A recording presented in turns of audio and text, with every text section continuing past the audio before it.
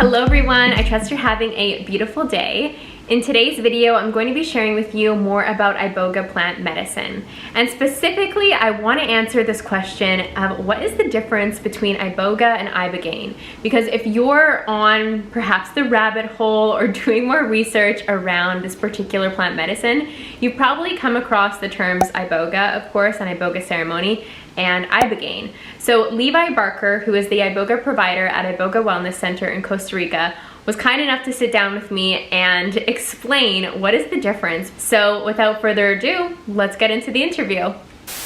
Yes, so typically for drug detox situations, Ibogaine is a better tool for that. And it seems to move through the body quicker and also get the drugs out of somebody's system quicker. Whereas the root bark is definitely more physical healing for people. And to a very slight degree, the TA goes a bit more into the mind. And there's a bunch of overlap between those two things. It's not a huge difference, but the root bark does clean a bit more physically and go through the system. So that can be definitely helpful for people as long as it's not too extreme. But things like Crohn's disease, leaky gut, celiac disease can be really helpful to get that cleaning in there. And so Iboga also has the spirit of the plant in it, which is an important component of it. And that's not to say that Ibigan can't be a spiritual experience. I'm sure it certainly can, but we know, say in our Bwiti, the path that we follow, that all plants, all living things have a spirit in them. And Iboga's spirit is there for us to teach us about life and teach us about ourselves. With that said, it's not actually Iboga that's teaching us, it's Iboga allowing us to connect with what's already inside and bring it to the surface so we can see it for ourselves. So really all the teaching that happens here happens through oneself. They're the ones that are going to teach themselves and heal and move past anything they need to. And Iboga is just the tool to help bring it up in front of them. As we go through life, have experiences, we start filtering our perception of everything based on past experiences, all the thoughts that we have, the things we tell ourselves. And so the spirit of Iboga goes in and it helps us move those things out of the way so we can connect with the truth and what's in there. When that happens, we can really move past anything that may be getting in the way of our own life. So a ceremony at Iboga Wellness is a happy medium between the Bwiti path and also making it comfortable for Westerners. So, if you go to Gabon and get initiated, you're most likely going to have your eyes open all through the night. You're going to be sitting up. And so we find that people it's easier, especially for these first couple times when a lot of the deep cleaning needs to happen, that people need to be in a space where they can really go inside of themselves instead of having to see everything happening around them. And make no doubt, like an initiation is one of the most beautiful things that you can experience. But for a lot of people, they just aren't going to go to Gabon, or this type of setting can be more beneficial to them starting out. And then if they really love the medicine and want to follow it, going to Gabon and getting initiated. And so a ceremony here, we start at 8:30 at night. We want to make sure everybody is really hydrated throughout the day. Iboga can be dehydrating on the body, and so we really encourage people to drink plenty of water, coconut water. And we start at 8:30, get everybody set up. Everybody has their own individual mattress. We separate the men and the women a little bit. And we start by talking about the Bwiti tradition, which is a set of life lessons that are just really grounded in truth, that gets passed down from generation to generation through the Bwiti. And it's really powerful in of itself. Even with these lessons without Iboga, if you were to live these, they would absolutely change your life. And the beautiful thing is, once you know them, practice them, make them a part of you, you can then share them with your family, your friends, your kids, and it can really help guide them through life even without Iboga. So it's really a big part of being here, and I think that wisdom needs to come together with the medicine to really give people a full healing experience. If we were just to go into the medicine without speaking to the wisdom of it, it would definitely change the effects and the outcomes that we have here. So that's a really important part of being here. So we talk for a while, then we start serving the people the medicine. And as I mentioned, everybody gets a slightly different dose depending on who they are, their personality, them knowing themselves too. Some people know they just react strongly to anything that they take inside. And so for this first ceremony, we want to stagger people up, and there's not really such thing as taking too much Iboga, but what we try and avoid is keeping people up for multiple nights in a row. And make no mistake, when that happens for people, that's some of the deepest healing that happens, but it's also very hard. And when I say hard, don't confuse that with scary. Just hard. It's a long time to be with yourself. Iboga slows time down, and so these 2 nights, say, without sleep can just seem like a week. And so we stagger the doses up to see how people react to the medicine. And so some people might start feeling their heart rate go up or down a little bit. Some people feel the Iboga moving to their extremities, their toes, their fingers, and they can start getting a little twitchy. Nothing that's scary. People aren't shaking violently or anything like that, but you can definitely feel it start moving through. People start seeing flashing lights, and eventually their balance will get off. So we cleanse people with the traditional Bwiti torch, which is a very important tool to have with Iboga.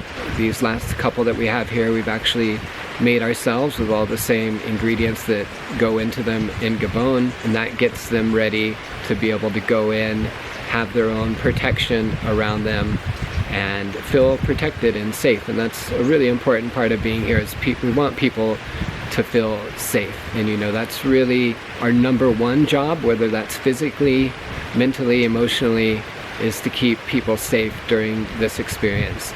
And to keep people safe, you need the proper tools in place. That's where the Bwiti comes in. You need certain things around in the ceremony to keep people spiritually safe. And once people are spiritually safe, they feel safe internally within themselves. And so eventually people are going to feel like they want to lay down. And so we take them inside. We just kind of make sure if somebody is too wobbly, we'll grab them under the arm, walk them to their mattress, make sure they get there safely. And then we continue serving the medicine and checking in on people, seeing where they're at in the process, and waiting for them to get to a certain point. And this certain point, is different for everybody, but once we feel that they're within the medicine in a good spot, we do a guided journey with them, which is a Bwiti technique to go in, reconnect with the soul, work anything out that needs to be worked out, spiritually cleanse the body. And then also, if people want to connect with anybody that's passed in their lives or the spirit of anyone, there can be the opportunity to do that as well. And so for people that have lost family, parents, a lot of times that can be really healing. And when people are in that experience and they've seen people that have passed, they realize that they're okay on the other side, and that they're doing just fine. And so a lot of healing can happen on both ends of that. Also, things that get passed down during our lineage, think about how far our lineage goes back. A lot of things get introduced into a family. A lot of good things can get passed down during the family. Also, there can be a breaking point or something that happens during one's lineage that gets passed down generation to generation. And so for a lot of people, there's the opportunity to break that cycle when they're within the medicine and going through this process, and being able to come out the other side and truly let it go from there and not have to pass it to their children or other family members. And a really beautiful thing that happens within the family here is, even though somebody may be coming themselves for this experience, which they should, healing happens around the rest of the family as well. Even if they don't know that you've done Iboga, just you shifting inside changes the whole dynamic of the family. And so people maybe that had problems with their parents find that they go back and things are smoothed over. You know, our parents are still going to be our parents, but the way, by you coming back in with a different energy, they shift as well. So that's really beautiful to see, and we've seen that countless times. And so the guided journey is an important part of it. With that said, I should say, not everybody goes through that experience. Sometimes the medicine can be like, that's not what needs to happen at this moment, and I'm doing what needs to happen. And so if we get that sense, then we're gonna let the medicine do the work that it needs to do. And so, so yeah, it all really is, it turns out as it needs. So as people are laying there, we really encourage them just to lay there and simply listen to the music, get their mind out of the way, and allow the medicine to go in deeply to them. Because if we're trying to guide it, we're putting energy into the medicine.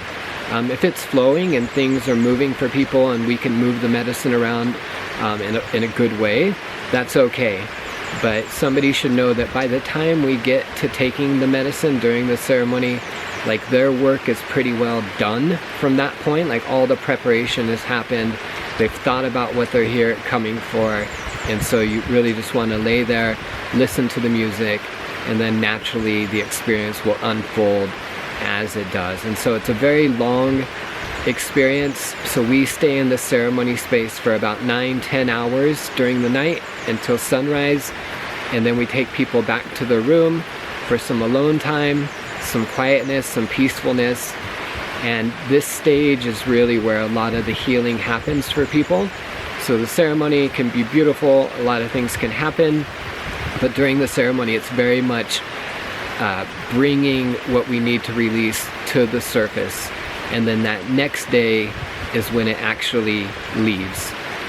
All right, everyone, I hope that answered your questions that you might have had in regards to Iboga or Ibigan, or granted you some more insights that allow those pieces of the puzzle to click when making the transformative, life-changing decision to take part in a ceremony, such as an Iboga ceremony. So if there are any additional questions, please leave them down below, and I'll do my best to create content to support you in the future. And if you have questions or are interested in attending Iboga Wellness Center, the link will be down below. I myself have taken part in 4 Iboga ceremonies at Iboga Wellness Center. I've gone through 2 different retreats there, and it has been one of the absolute most incredible decisions that I ever made for myself to grant me a next level in my life. A huge amount of freedom and liberation, happiness, joy, love. I created so much space in these ceremonies to allow in the life of my absolute dreams. I of course share more about that in the Iboga series, which will be down below. And with that, wishing you a beautiful day, and I will see you again very soon. Bye!